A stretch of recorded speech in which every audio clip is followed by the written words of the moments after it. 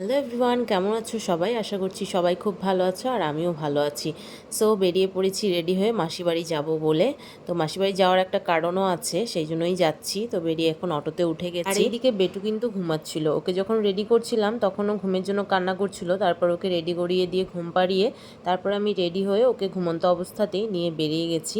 আর এদিকে দেখো টোটোতে উঠেও একবার তাকাচ্ছে, একবার চোখ বন্ধ করছে। আর সবসময়ের মতন এই যে আজকেও রেলগেট বন্ধ, বাট আজকে কোনো ব্যাপার না, যেহেতু আমি হেঁটে এসেছি। সো ওই যে ওরা যেরকম পার হলো সামনে দেখতে পেলে, সেরকম আমিও পার হয়ে যাব।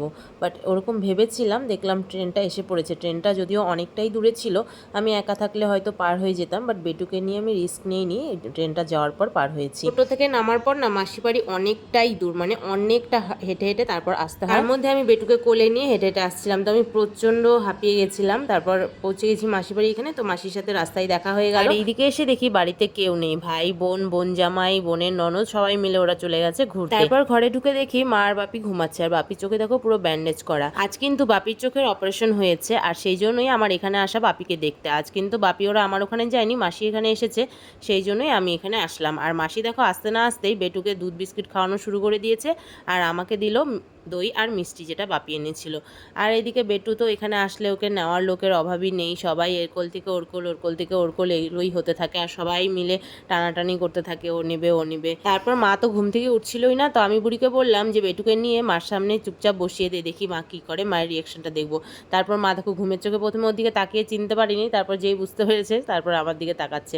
আর এই দেখো এখন আলোতে বাপিকে দেখাচ্ছি, বাপির চোখে পুরো ব্যান্ডেজ, আর বেটু দেখো কী করে তাকিয়ে আছে ব্যান্ডেজ দেখে। আর আজকে কিন্তু বেটুর 7 মাস হলো।